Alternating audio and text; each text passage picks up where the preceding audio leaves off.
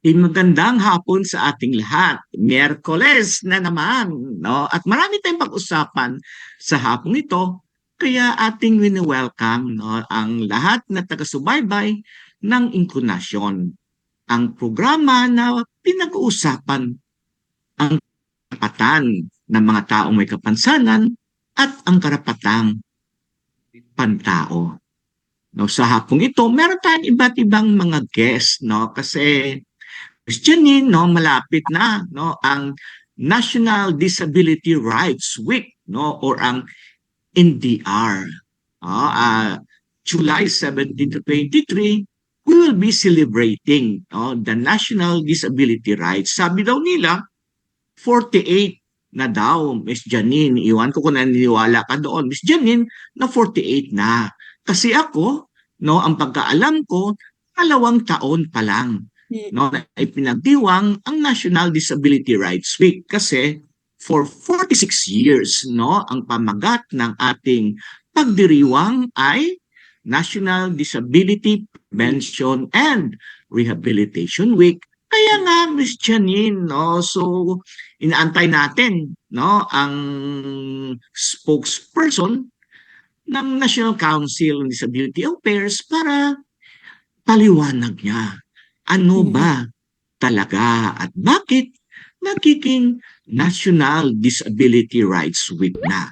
Okay, so meron din tayo iba pang mga panauhin mamaya, Miss Janine. Pero napaka-exciting, no, ng hapong ito dahil dapat malaman na sektor ng may kapansanan, walang may kapansanan, ano ba?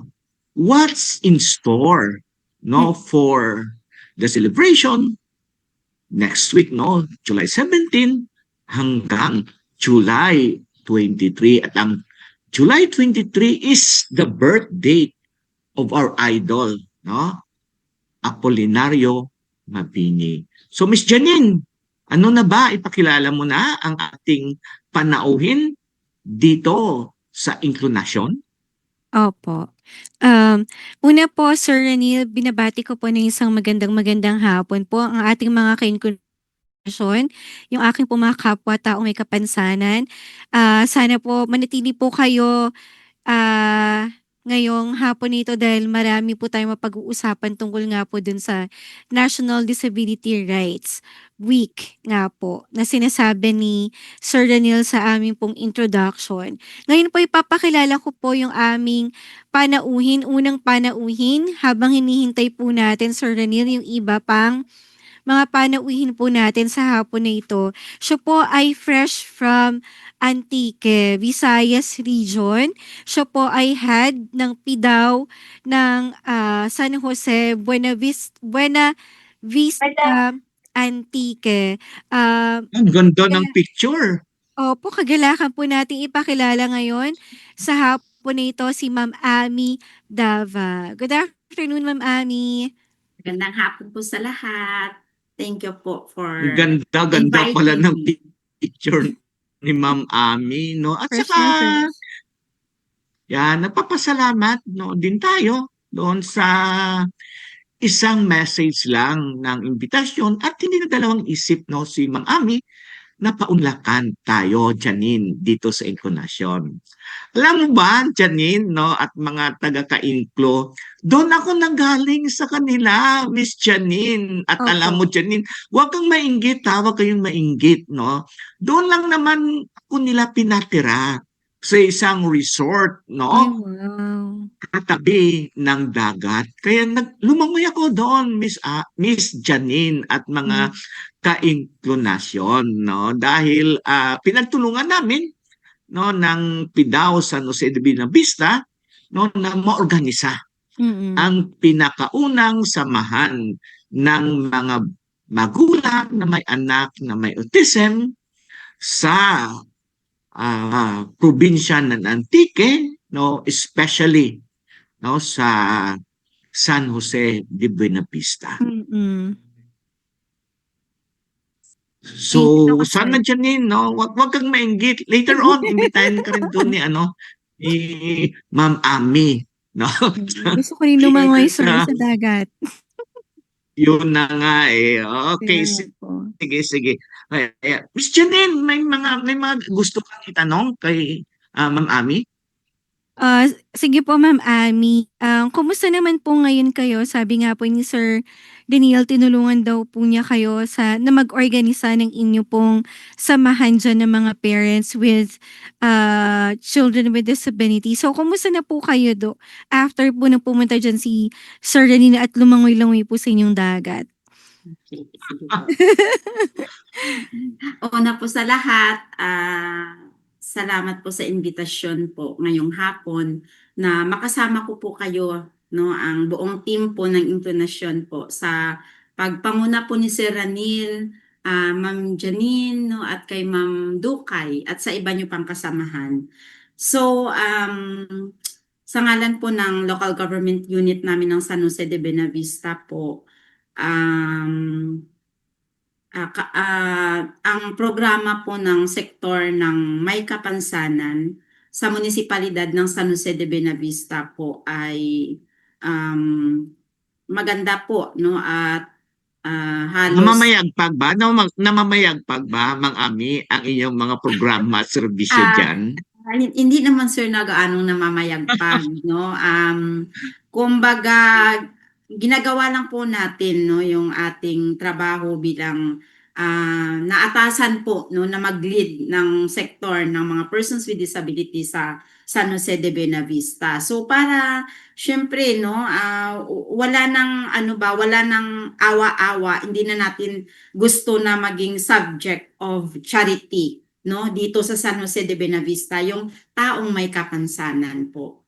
So yun po, so far it's high time, no, na pumunta po dito si Sir Ranil, no. It's a prelude ng NDR, ng National Disability Rights Week, na naka-organizar po tayo, no, ng parents support group, no, ng mga children with autism. At saka isa po doon si Sir Ranil, no, na nominate po bilang advisor po ng parents organization ni San Jose de Benavista. So baka gusto nyo din po, it's an opportunity din po, baka gusto ng intonasyon na pumunta dito, we are much willing, no, to welcome you all.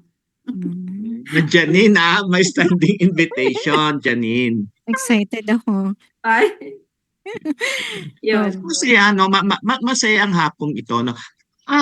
Miss Ami, no? Si Miss Janine, no? Is totally blind, no?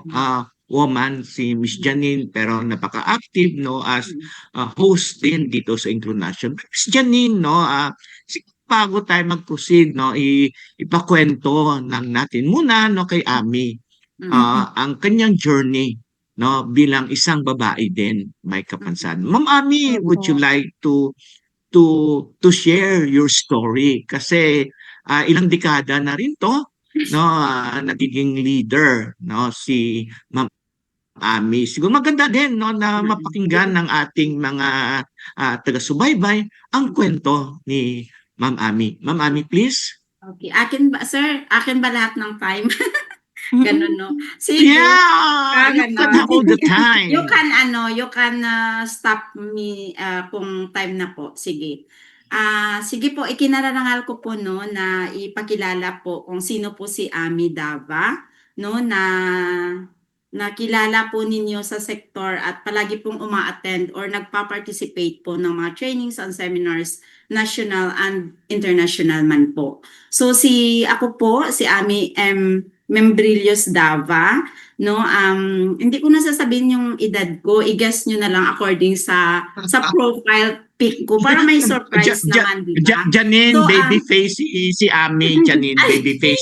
Pareho mo rin. Nakita Pero mo. talo ka ni Ma'am Ami kasi meron na siyang love of her life. Yeah, Ilan yung tama. anak niya? Sige, sasabihin ko Sir Ranela. Sige, so I was born in Sultan Kudarat, no, in Mindanao. And naging kami, no, mahirap lang, no, ang pamumuhay ng aking mga magulang. So I was born with poliomyelitis, no, since I was 5 years old, no. So nung ipinanganak ako at saka mahirap ang buhay namin, yung father at mother ko is farmer and housewife si mother, 6 kaming magkakapatid, pangalawa ako sa 6. No, so since nga sinabi ko na mahirap talaga ang buhay, especially in Mindanao, hard labor po doon talaga. So kumbaga, isang kahig, isang tuka, no? Kung hindi ka magtatrabaho, wala kang makakain sa buong araw. No, so being a woman with disability, i-jump na natin, no. Nagtapos ako ng Bachelor of Science in Business Administration, no, in one of our university here in Antique. And as of the moment, I am taking my master's degree in social work at the Central Philippine University. No, so Wow, Miss Janine, mag-masters yun ng social work para magkaroon ng social worker din doon sa kanilang PIDAW. Ma'am oo, so Ami, no, please help me di pray. ba last time din, Ma'am Ami, no, naging, anong connection mo dati sa LF? Okay. Liliani Okay, Fund. sige Isa sir. sa Oo, mga international donor. okay. So i-ano ko lang, no, medyo balikan ko lang. After my graduation, no, I worked with one of the prestigious company in Manila, which is Globe Telecom, for 5 years, no. And then dahil syempre, no, kailangan natin ang inspirasyon sa buhay. O bumalik ako sa Antique, sir, at nag-work ako sa sector na ng person with disability, at doon ko nakilala yung LF, yung sinasabi ni Sir Ranil na Liliani Foundation. So I am a co-mediator in 2005, Sir Ranil.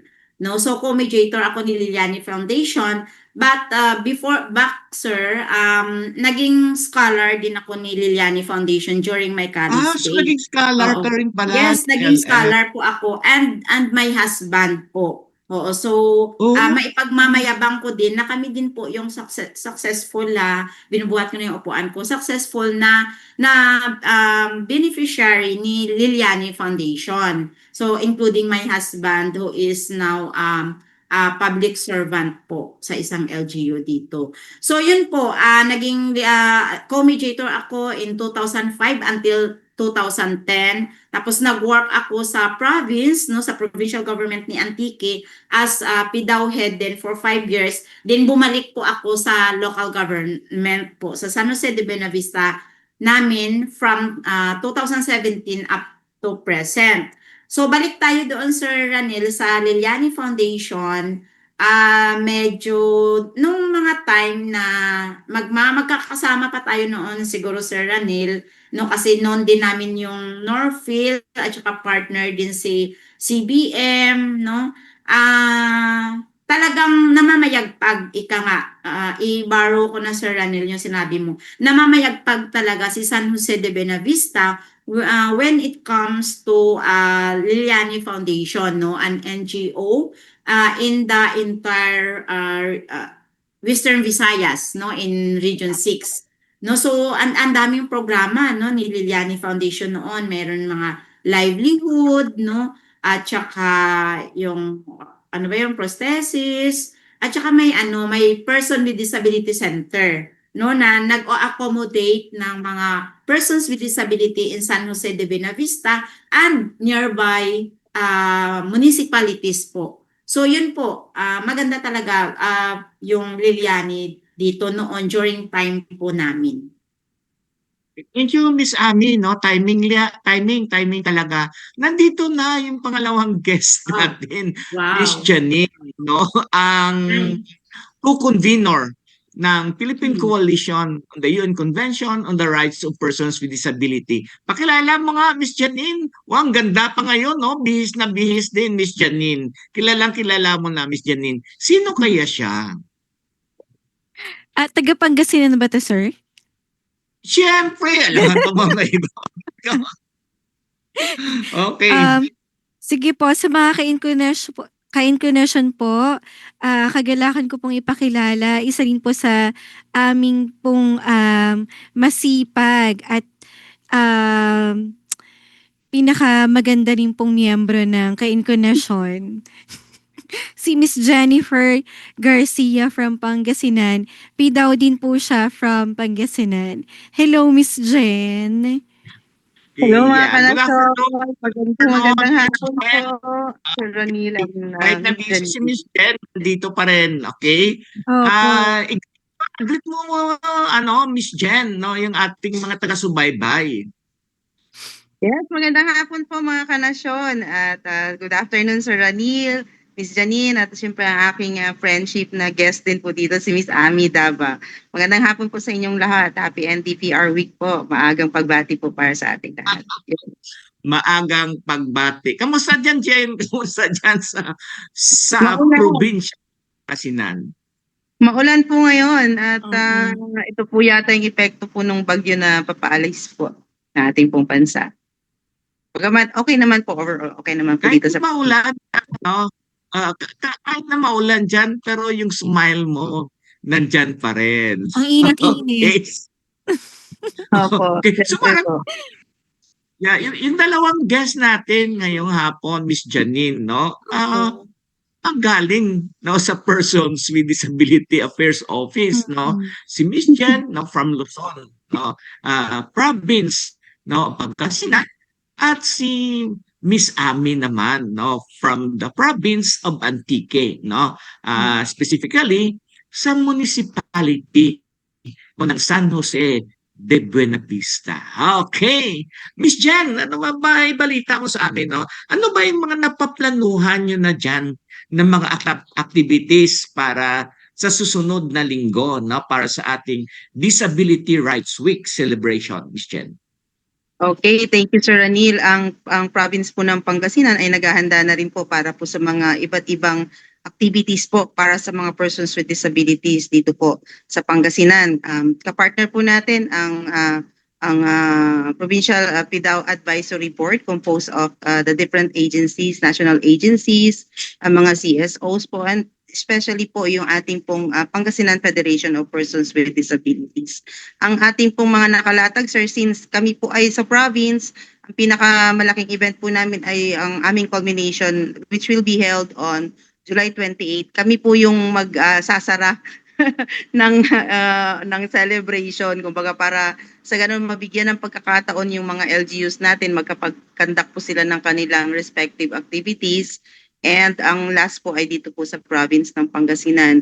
Ang ilan po sa mga activities na ating pong nailatag po, no? At naipa-approve na rin po sa ating pong mga person with disability group ay yung pagkakaroon po ng forum on the rights of persons with disabilities. Magbibigay po tayo ng updates, no, pagdating po sa mga batas at meron din po tayong magaganap na mga services, mga auxiliary related services such as wheelchair assessment po and hearing test for the free hearing aid and free customized wheelchairs po para sa ating mga persons with disabilities. Yun din po yung araw ng kasi nagkaroon po ng ng election po, re-election, panibagong set na po ng officers ng person with disabilities ang meron kami dito sa probinsya ng Pangasinan at sila po ay magkakaroon ng outtaking, and at the same time first time po na sila po ay makakatanggap na din po ng kanila pong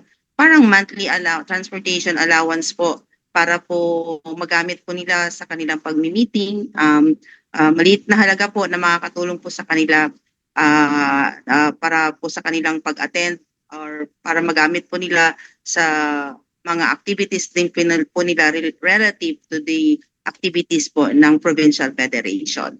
Yun po so far, Sir Ranil. And Miss Jen, ito ba yung bagong natapos na election nyo, no, ng inyong mga officers, no? Ito ba ay sa province, Miss Jen?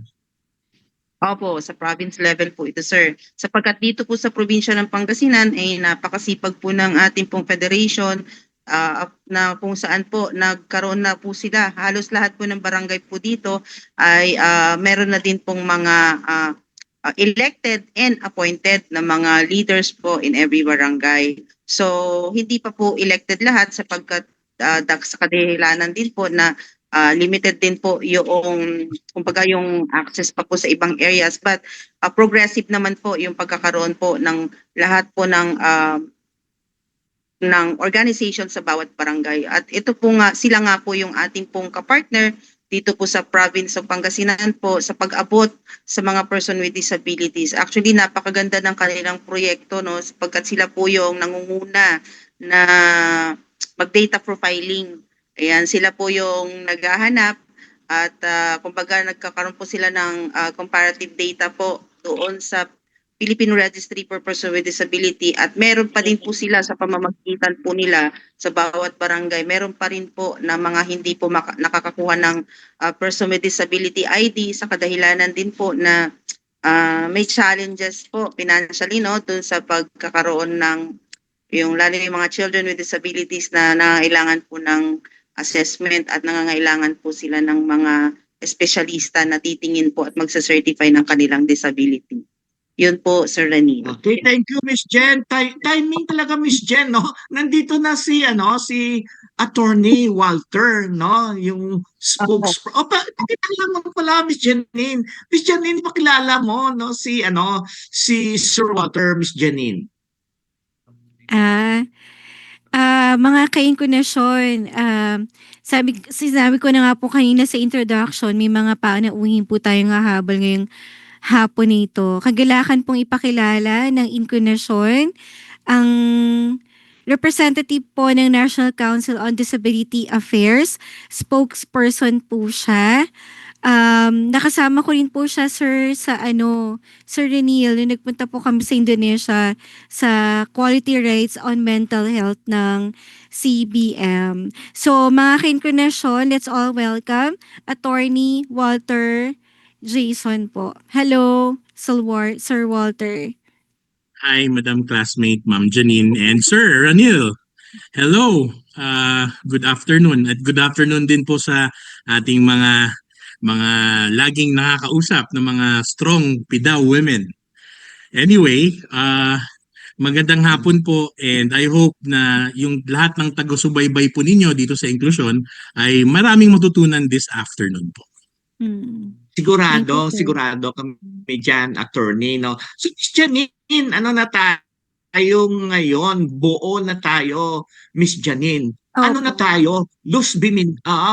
Luzon, NCR, at saka Visayas na tayo, Miss Opo. Janine, no? Si Miss Jen, Pangasinan, si Sir Walter dito sa Quezon City, NCR, no? At saka si Ma'am Ami, no, from the municipality of San Jose de Buenavista, no, sa Antique. Okay, Sir Walter, no, nagtatanong ang ating mga taga-subaybay, no, buo, no, at ano yung tema ng ating 48 National Disability Rights Week, attorney? Okay, tama po sir, no? We are celebrating the 48 years of NCDA, at the same time 48 na National Disability Rights Week. Now, with respect to the first question po, yung ating theme po ngayon is rights first, legislation forward, strategic action for equal participation and inclusive development. So ano po yung ibig sabihin nito? Ibig sabihin po nito is dapat po lahat ng mga programs, services, and activities are na related for persons with disability must be inclined dun sa mga rights nila. So lahat ng programs, services, mga activities must be generated or planned because of rights of our persons with disabilities. So yun po yung tema natin for this year po.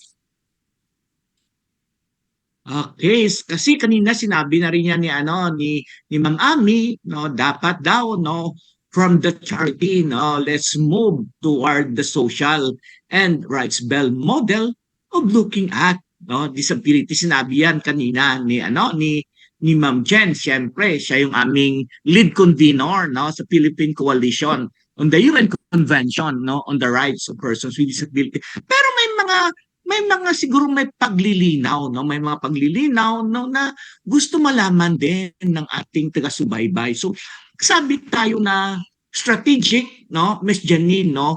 What do we mean, no? Para ma-break down natin. Ano ibig sabihin natin? Kasi nakasabi dito na strategic action for equal participation and inclusive development. So sa tatlong representative natin ngayon, no, ikaw muna, no, Attorney Walter, bilang spokesperson, no, ng NCDA, what do you mean when you say strategic? Okay, sir. So, pag sinabi natin, kasi tatlo yan eh. Rights first, legislation forward, and strategic action. Pag sinabi nating strategic action po, so technically hindi sapat ang magandang intention lang. So kailangan itong samahan ng mga concrete na programs, yung sinabi ko kanina, and then sapat na budget, sapat na pondo, mahusay na coordination mechanism natin, at especially na effective yung ating implementation. So technically, sir, strategic action comes with rights first, legislation forward, and strategic action when it comes to our theme. So siguro, dagdagan ko na lang, sir, why is it rights first? So parang unahin natin yung karapatan ng mga persons with disabilities sa bawat policy, programs, and services, as I have mentioned earlier.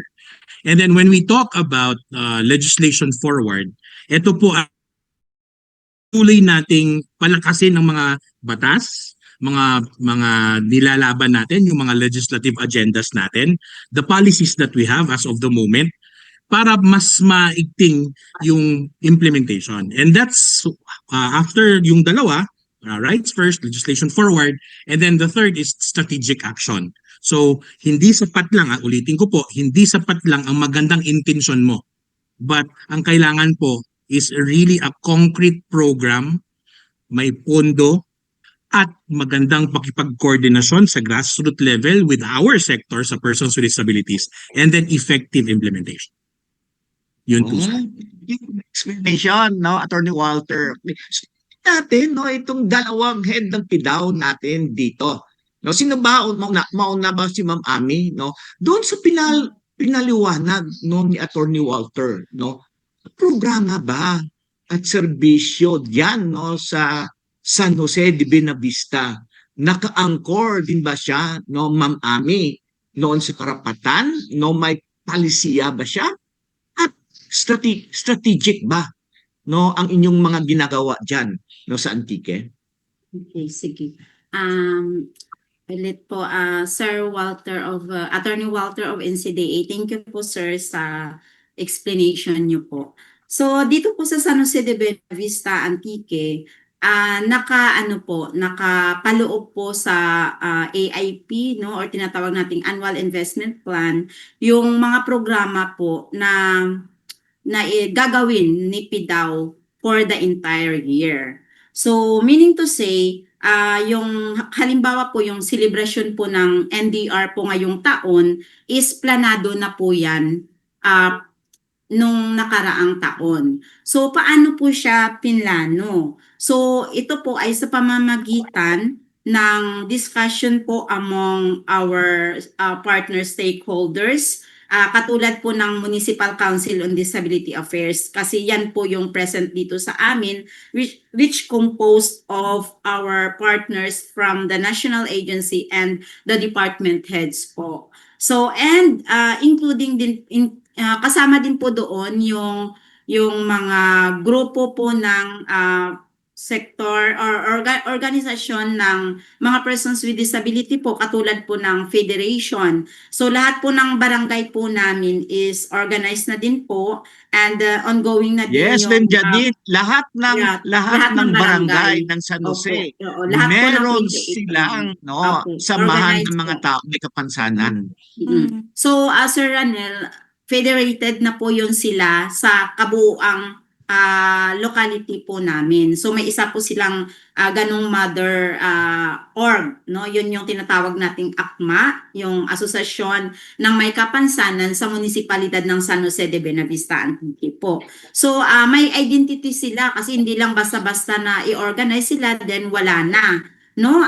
Para maging ano din sila, member din sila ng special body, para if they have any concern din, may ipapaabot din po nila aside from PDAW office, may paabot din nila sa iba like sa mga DOLE or any national agencies po na need po or makakatulong po sa kanila. So yun po, organize din po sila, then hindi lang po yung NDR no ang pinaplanuhan natin na bigyan ng budget no or ng kaukulang programa. So lahat po no as long na makayanan, ma-implement at makayanan ng budget po. So kagaya po ng 'di ba ano tayo ng parent support group, no, mga women, mga blind, yun po. So lahat medyo halos sakupin po ng programa at ilalatag po yun para po ilalatag po sa council, no, or ilalatag sa council ano yung mga programa na ano po na ipapaabot po nila at nakarapat dapat po sa kanilang organisasyon po. So yun po. So doon po nanggagaling sa kanila yung mga programa na ikakandak sa NDR or sa International Day at iba pa po, mga livelihood po, galing po sa kanila dapat. So yun po kami kung paano Thank you, ma'am. Thank you, ma'am. pinaplanuhan. Ma'am Jen, Thank you. nandyan ka ba, Ma'am Jen, no? Yes, Okay, po. sige. Ma'am Jen, ikaw, papaano nyo, if ever, no, na naka-align, no, ang probinsya ng Pangasinan doon sa sinasabi ng team natin na rights first, legislation forward, and strategic action?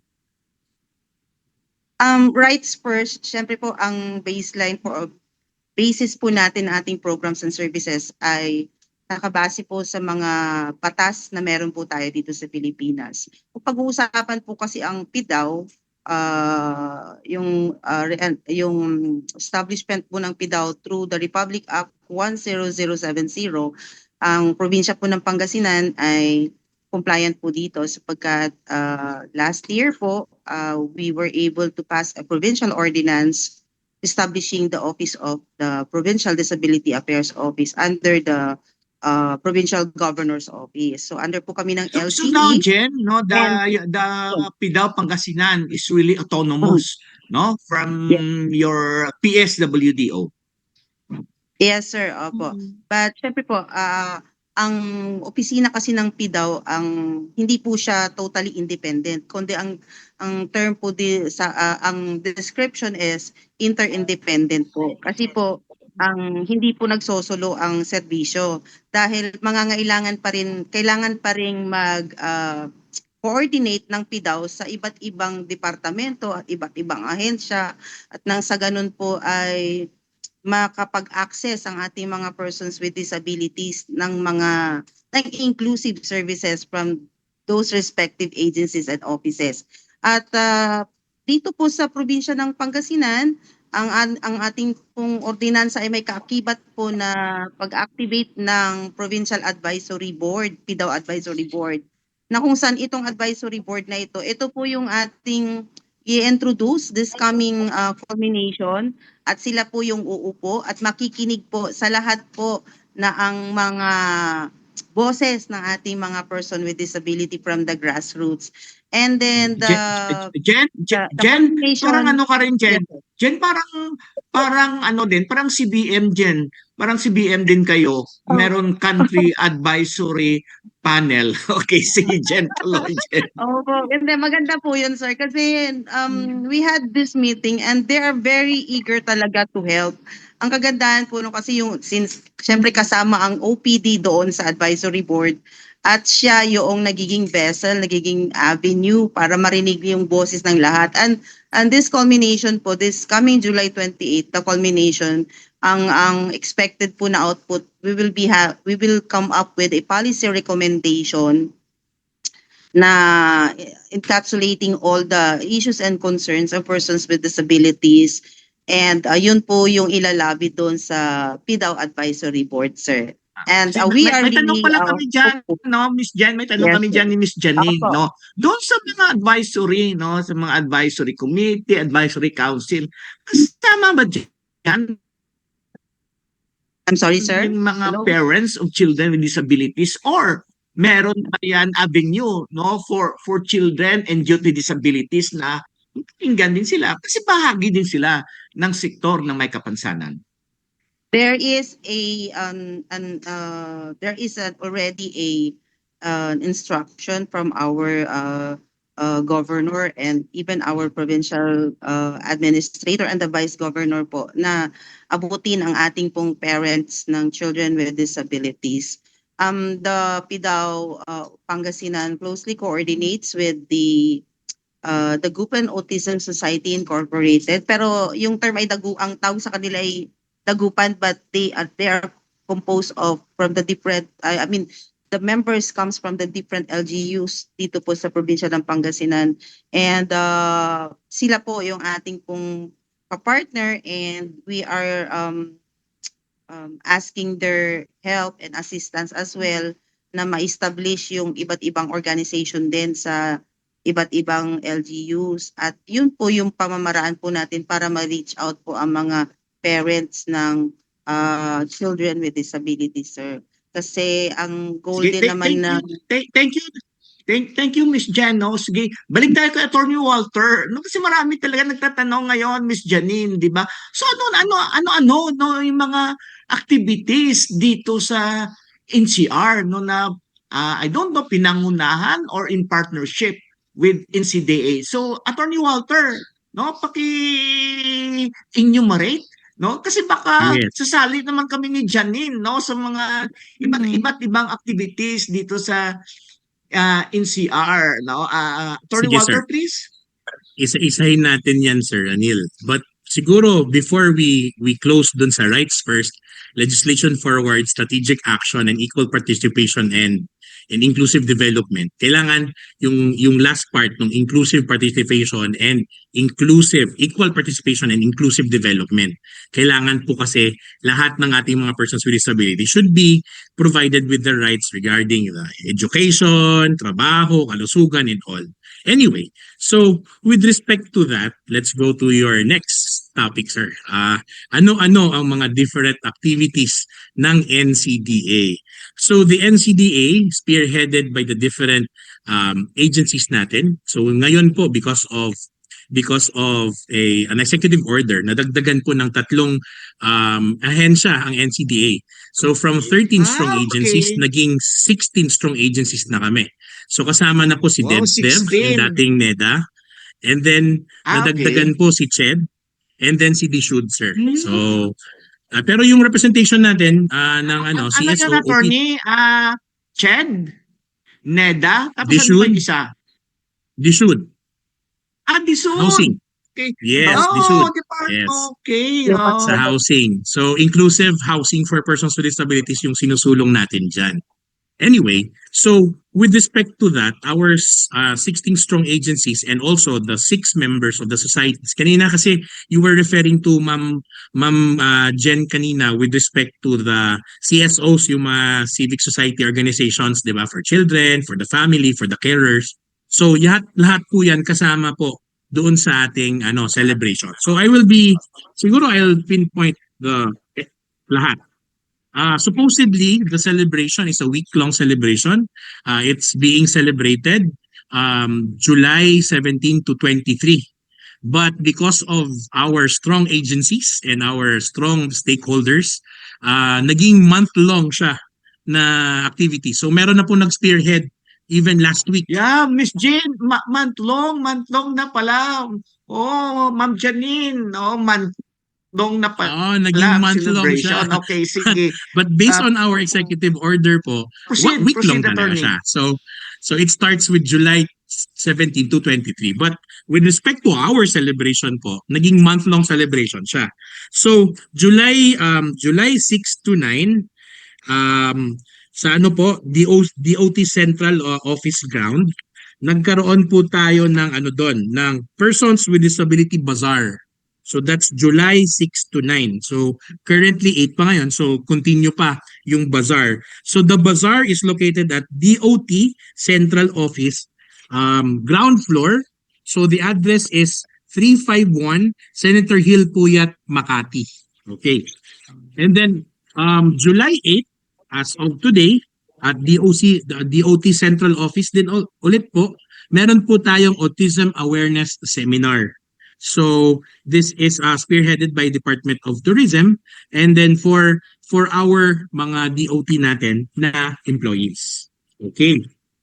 So moving forward, medyo makapal to. Mababa.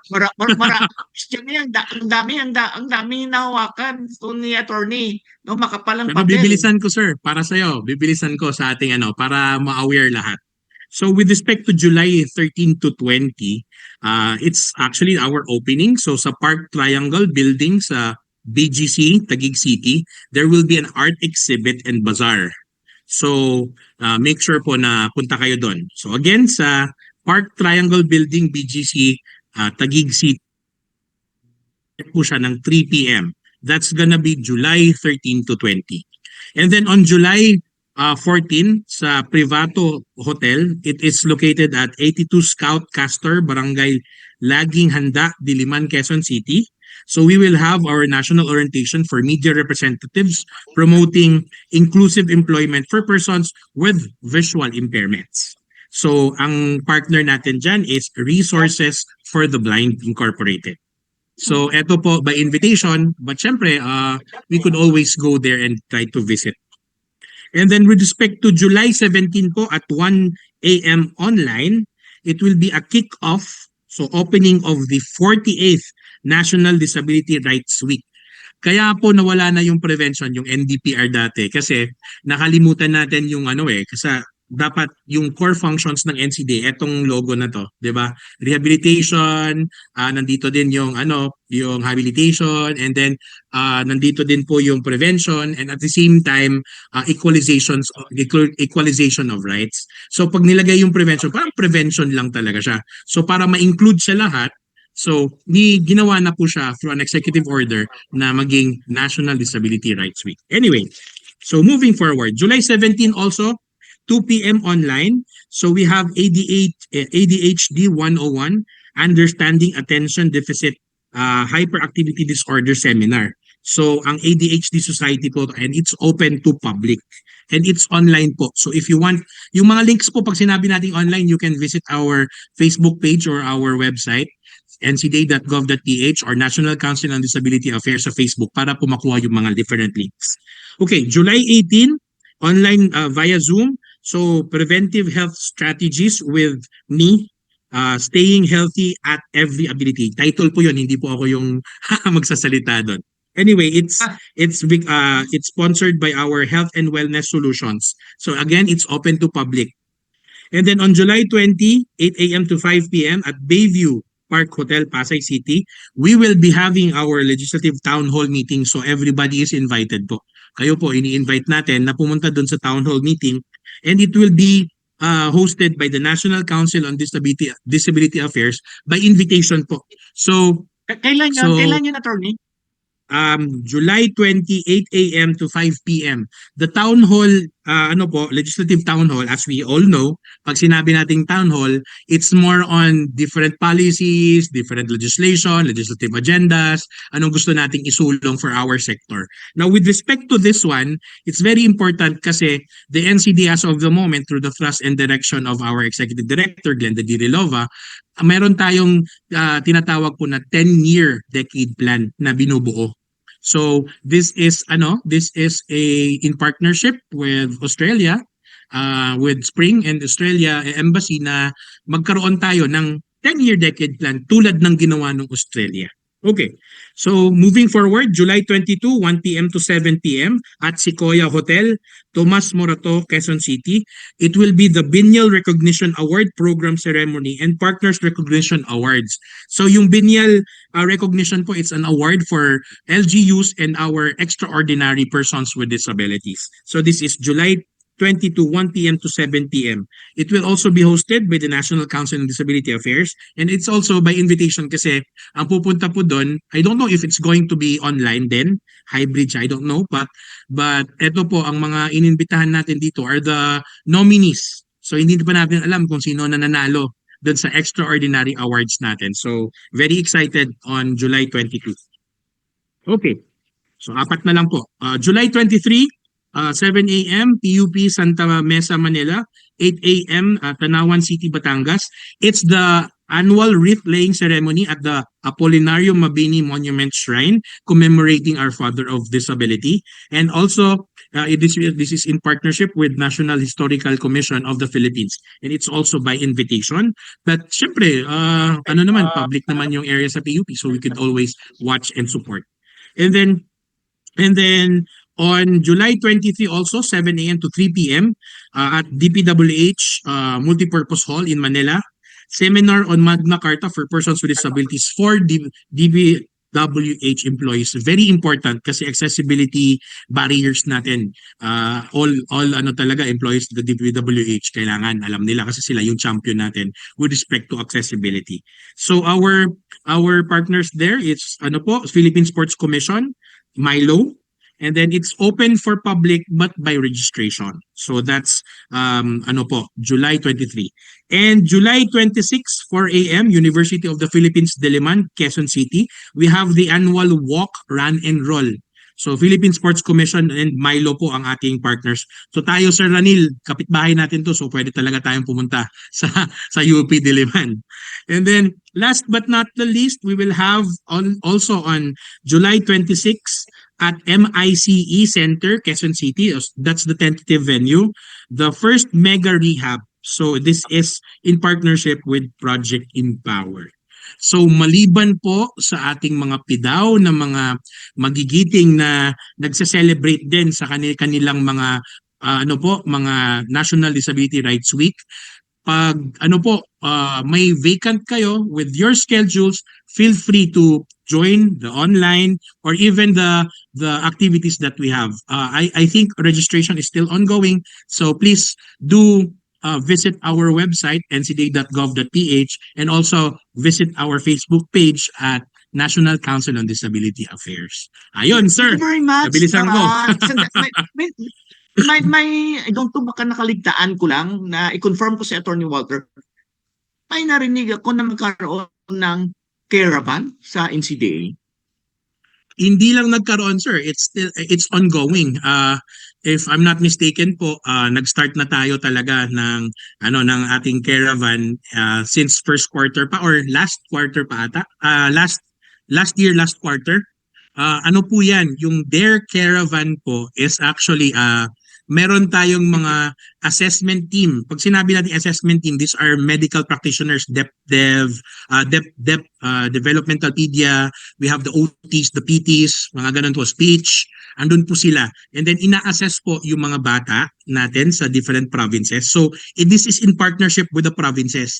So yung commitment po, we are going to have a commitment with the different provinces. Now we will be assessing the children. And then at the same time, first 5 to 6 months, si NCDA po ang bahala dun sa therapy. And then after the 6 to 5 months, si LGU na po ang magko-continue. So yun po yung Thank natin. you very much, Attorney Walter. Kasi pinag-usapan namin to ni Ma'am Ami. May naka-park na na request for the caravan si Ma'am Ami. Sabi ko na lang, sige, pag nakita ko yung mga kaibigan ko sa NCDA, baka i-follow up natin, Ma'am Ami. Anyway, Ma'am Ami, interested din ako, Sir Walter. I don't know kung na-nominate ka ba, Ma'am Ami, para sa disability extraordinary? Extraordinaire? Ano ba yun? Ang pronunciation, Ma'am Ami, na-nominate ka ba doon? Yes, sir. Nag-try po ako, sir. I am one of the finalists po ng Finally. sa category po ng women with disability po. Okay. See you pala, Ma'am Ami. Anyway, let's give the opportunity to Ma'am Ami, Ma'am Ami, so ano yung mga activities, Ano yung mga activities ninyo diyan, sa San Jose de Binambista at pwede rin ma-invite yung buong probinsya ng Antique. Ma'am Ami, go. Okay, sige po. Okay, so we are excited, the local government unit, in partnership with our Municipal Social Welfare and Development Office, with in partnership din po ng aming municipal council, we have our lined up activities for NDR celebration. So on July 17, yun po yung per barangay po namin, bawat barangay po ini-encourage po sila no na mag spread po ng awareness about disability sa kanilang barangay by una po na paghang po ng mga streamers. Doon pa lang po kami naghang ng streamers. So on July 20, ito po yung kick-off namin, no? Magkakaroon kami ng Holy Mass, no? Sa cathedral, then caravan, then yung ACMA po, yung org po namin dito na federated na Persons with Disability Organization, mag-clean up drive po sila sa coastal area namin sa San Jose.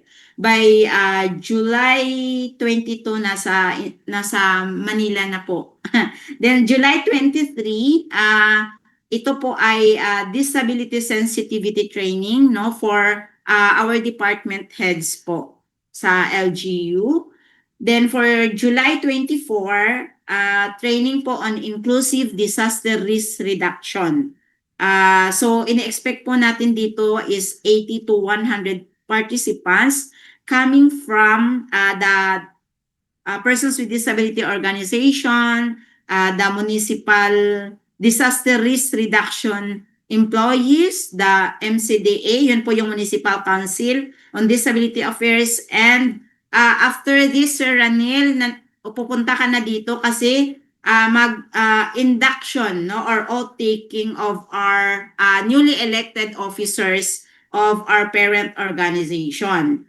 By July 27 to 29, dahil po si San Jose de Buenavista is pilot area ng Project Aruga, no, meron pong mga ano po seminar for parents, no, for parents of Project Aruga beneficiaries po. Then sa July 30, meron pong skills training on apparel design and development. This is in partnership with the Department of Trade and Industry. No, and sa July 28, nag-jump. Meron po na pin-repair ang aming provincial library na storytelling for 30 children with disability po. So yun po yung kabuuang activities po ni San Jose de Buenavista sa papalapit po na NDR celebration. So yun po. Sir Ranel. Kasi sabi ni Attorney Walter, whole month daw yung National Disability Rights Week celebration. So yung ating pag-organize, di ba, ng mga magulang, ng mga batang may autism, kasama pa yon, no? Kasama pa pala yun sa whole month celebration. And then, last na lang to, no, Miss Janine, no, ang San Jose de Buenavista, no, naging project site siya ng ano nga, Miss Ami? Ikwento mo, short lang. Project Aruga. Project Aruga. No, Yes. isa sa mga selected no na project site ng Project Aruga. Siguro it will deserve no one episode no of introduction no to explain what is Project Aruga. Yes. And no, kung sino-sino ang mga project site na selected ng Project Aruga. Miss Janine, no, ikaw naman. Okay. May mga katanungan ka pa ba sa ating tatlong panauhin? Opo, kasi di po ba na-mention na 48 years na po natin sineselebrate ang National Disability Week. Naging ano nga po siya, naging National Disability Rights Week. Pero, din sa mga activities na po na yun, na lagi natin pong ginagawa every year, ano na po kaya yung napansin nyo na pagbabago after na nagsa-celebrate po tayo ng halos 5 dekada na po ng NDR Week. Unahin ko po si Miss Jen. Miss Jen? Hi, Miss Janine. Jen, ikaw daw, may nakita ka bang pagbabago no, sa malapit na 50 years no, ng pagdiriwang ng National Disability Rights Week, Miss Jen? Nga, kaedad ko yata ang NDR. Ang nakita ko po na pagbabago siguro po yung yung participation ng ating mga organization of persons with disabilities na talagang very empowered na po sila to the point na alam mo yun yung pagiging aggressive nila on their advocacy for the rights of person with disability talagang mararamdaman mo. I myself, I can feel it here in our province, no? Talagang very eager sila to learn, very eager to help their fellow person with disability. At yun nga, pinangahawakan talaga nila yung kanilang karapatan sapagkat ngayon nga po ang pag-implement na ng programs and services ay rights-based na. Hindi na lang basta celebration ang gagawin pag NDR po. Remember na National Disability Rights. Hindi na pala week, no? Month na. So, yun po. Yun ang sa tingin ko, yung participation. However, hindi pa rin naman din natin may kakailan na meron pa din dapat, marami pa rin dapat gawin para masabi po natin na meaningful talaga yung ating programs and services para sa mga person with disability at the same time yung kanila pong participation. So siguro it's more on action na dapat ngayon, di ba? Na-advocate mo na, alam na nila yung batas na pumoprotekta sa kanila, dapat may action na sa mga needs na ipinagsisigawan ng sektor. Yun po, Ms. Janine. Thank you. Thank you, Miss Jen. Kay Attorney Walter po, sa tingin niyo po, ano na po yung mga changes natin? Yes, Madam Classmate. Anyway, I'm not as long na si Ma'am Jen na sabi niya nasa mga 48 ka, halos kaedad niya. Ako, nasa NCDA po ako. I've been advocating with the NCDA po for about approximately 5 years. So nasa 5 years po. So technically, ang dami naman po talagang nakikita ko every year na pagbabago. But before I continue po, gusto ko lang ilinawin na it's still National Disability Rights Week. So it's July 17 to 23 pa rin. It's just that we are celebrating month-long celebration. Kasi nga, sabay-sabay talaga yung mga different activities. So, nagre-reschedule po yung mga different partners natin. But with respect to the question, Madam Classmate, nagbabago siya eh. Yung opening ceremonies ng National Disability Rights Week, nagbabago eh. Nag-i-improve yung opening eh. May mga different activities na nag-i-innovate every year. So, very very excited and expectant tayo with that change. And then at the same time, yung mga different disability advocacy campaigns natin, nag-iiba din. Lumalawak siya tayo, 'di ba? With respect to mental health na pumapasok na rin with mental health, mga ganon. And then at the same time, accessibility at inclusive governance forums dumadami. Kung hindi lang nag-austerity measures yung mga PIDAW natin nasa Davao sana ngayon for the 4th inclusive governance. So improving 'yon. So dumadami. And then at the same time, policy dialogues natin and legislative discussions before the NCDA does not have a legislative liaison office, yung ako yung OIC as of the moment, and then at the same time napaprioritize namin yung mga legislative agenda ng NCDA. So lahat po yun na napupuntahan natin sa Senate and sa Congress, sa House of Representatives, the Congress itself, para po matugunan yung mga different amendments, yung gaps with respect to policies. And then yung mga exhibits natin dumadami. Ano pa ba? Yung recognition natin with respect to the Biennial Award, and at the same time yung recognition natin with our partners dumadami din. Dumadami yung partners natin with the NCDA. So those are the things na with my 5 years dito sa NCDA, nakikita ko na improving talaga yung every year ng celebration natin ng NDR Week. Thank you, Sir Walter. Kay Ma'am Ami naman po, Ma'am Ami, sa inyo pong probinsya, may mga nakita Si na po Ma'am kayong Ami, pagbabago? ilang dekada na rin yan, no? Mula na naging Ako talaga, beneficiary sir. siya, no? ng Liliani Funds, no? Naging Tama. PIDAW ng province at ngayon, no? PIDAW ng San Jose de Binovista. Ano mga konkreto na mga pagbabago o improvement ang naranasan mo naman, Ma'am Ami? Tama, sir, no? Sa sir, higit, no?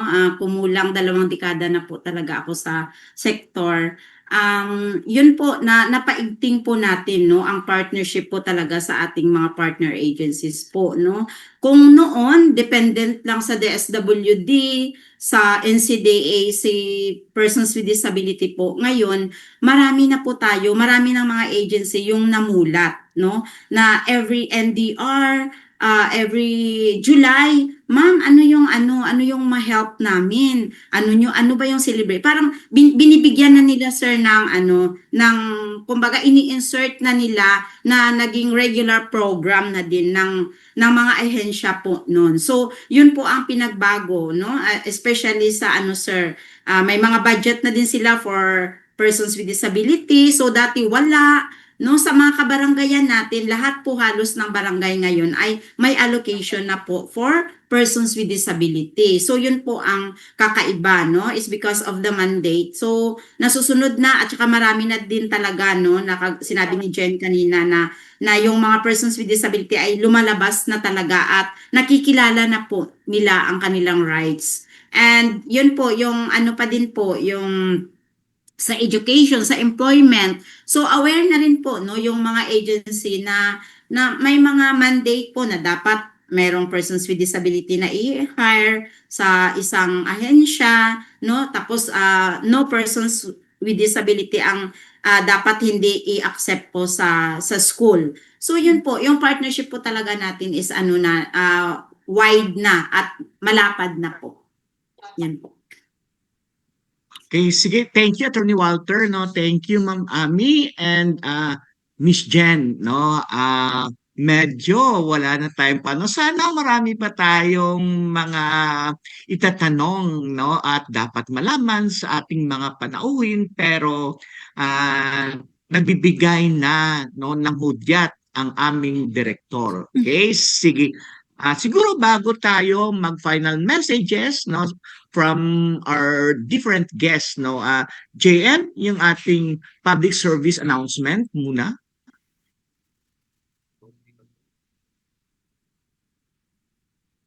Lumabas sa TV screen, text, public service announcement, kasama ang makulay na logo ng Inklinasyon, kasama caption para sa bingit. Ang Inklinasyon ay isang online platform para sa pag-aadvokasya ng karapatan ng mga taong may kapansanan. Ipinakita, partner logo at caption para sa bingit. Nagsimula ito noong June 2020 sa kasagsagan ng pandemic sa tulong ng Philippine Coalition on the UN Convention on the Rights of Persons with Disability, INET Philippines, Seesaw Channel, Norfolk Foundation, kasama ang ibang mga disability rights advocates. Pinapakita, paglalarawan ng grupo ng taong may kapansanan. Layunin ng Inklinasyon ay magbigay ng boses sa mga organizations of persons with disability or taong may kapansanan upang mapalawak ang informasyon at kaalaman ng publiko tungkol sa disability at inclusion. Ipinapakita, hinihikayat ang lahat na makisa at sumuporta habang nagtataas ng bandera. Kaya iniimbitahan namin ang mga taong may kapansanan, mga organisasyon o anumang opisina na sumali at makiisa sa Inklinasyon. Lumabas, caption para sa bingit. Maaari ninyong ibahagi ang inyong mga kwento, programa or advokasya upang mas mapalakas pa ang boses ng mga taong may kapansanan.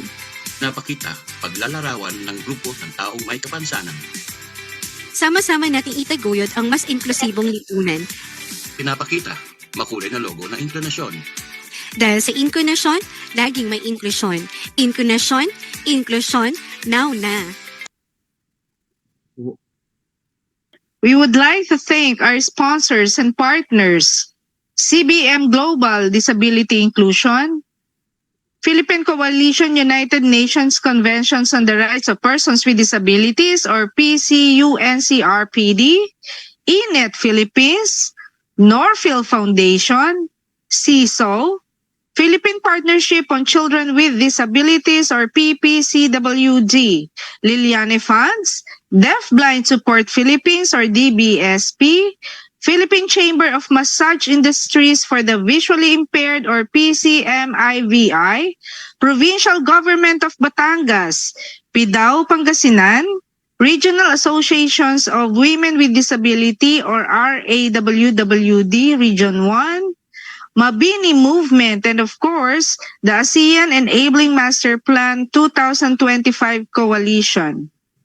Thank you. Okay, maraming salamat no sa inyong mga huling mensahe. Attorney Walter, no, your last message and please reiterate your invitation no to our sector. Sige po. So again, we would like to invite everyone this coming 48th National Disability Rights Week. It's we started kick off last week pa, but the whole week of celebration is this coming June 17 to 23. Now, on behalf of our executive director, the National Disability Rights Weeks ay hindi lang, okay, paalala na or nagpapaalala po kami sa lahat na ang disability inclusion ay hindi lamang tungkulin ng pamahalaan, ito ay responsibilidad natin lahat. So kapag naging accessible po ang ating mga paaralan, opisina, transportasyon, teknolohiya at mga serbisyo, hindi lamang persons with disability ang nakikinabang, kundi ang buong lipunan. Kaya't hinihikayat natin ang lahat ng maging katuwang ng NCDA sa pagpapatupad ng isang inclusive Philippines, kung saan ang bawat Pilipino, anuman ang uri ng kapansanan, ay may dignidad, may pantay na karapatan, at may pagkakataong maabot ang kanyang buong potensyal. So maraming salamat po at mabuhay po ang lahat ng persons with disability, isang makabuluhan at matagumpay na pagdiriwang ng ating 48th National Disability Rights Week sa inyong lahat po. And thank you sa inclusion, sir. Thank you po. Wow, maraming salamat no Attorney Walter ng NCDA. Ma'am Ami, your last message please. Po, isa pong karangalan no na makumbida po no na maging guest po sa programang Inclunasyon po sa ngalan ng Local Government Unit ng San Jose de Buenavista. Ang PIDAW po ng San Jose de Buenavista ay lubos na nagpapasalamat na mag-share po no kung ano po yung nangyayari sa baba no, especially sa mga grassroots level ng Organization of Persons with Disability po. So salamat po sa lahat ng team ng Inclunasyon, especially po no sa guest ko po ay Attorney Walter from NCDA and Ma'am Jen. It's an honor to be with you this afternoon. So salamat po at truly no ang Inclunasyon po, our voice matter. So God bless po at magandang hapon po sa lahat. Yeah, thank you Ma'am Ami. Miss Janine, syempre your message also. Sa mga kapwa ko po taong may kapansanan, no, binabati ko po kayo ng isang happy National Disability Rights Week.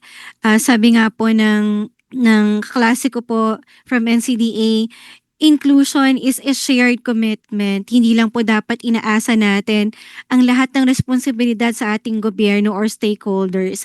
Bilang rights holder, meron din po tayong responsibilidad na magtrabaho kasama sila. So, and also, sabi rin po, accessibility is a right and it's not a privilege. So, ito po yung panahon na tayo po'y lumantad, ipahayag ang ating nasasaloob at yung ating pong damdamin upang sa ganun tayo maging inclusive or included sa society at ipahayag po natin yung ating boses para po nang sa ganun, ma-achieve natin yung ating pong pangarap na isang lipunan na tumatangkilik, tumataguyod sa karapatan ng mga taong may kapansanan. So, yun po. Thank you, sir. Yeah, maraming salamat Miss Janine at maraming salamat sa ating mga panauhin sa hapong ito kay Ma'am Ami Daba ng PIDAW San Jose de Buenavista, Antique, kay Miss Jen no ng PIDAW Pangasinan at syempre no kay Attorney Walter no ang spokesperson at regional coordinator ng National Council on Disability Affairs no. Balikan natin no ang tema na ipinahayag kanina ni Attorney Walter. Rights first, legislation forward, strategic action for equal participation and inclusive development. Naway sa ating pagtatrabaho, sa ating pagtutulungan, ang tema na to no maabot. Hindi lang sa pagsasalita, kundi sa gawa at sa mga sustainable business for and with persons with disabilities. Kasi tayo dito sa inklusyon, naniniwala na ang lahat kasama. Lahat ay kayang mag-contribute. Lahat ay dapat magsama-sama para makuha din no ang bunga ng ating pagsasamahan at sa ating pagtatrabaho. At dito sa inklusyon, aming sinisigaw, inklusyon, now na.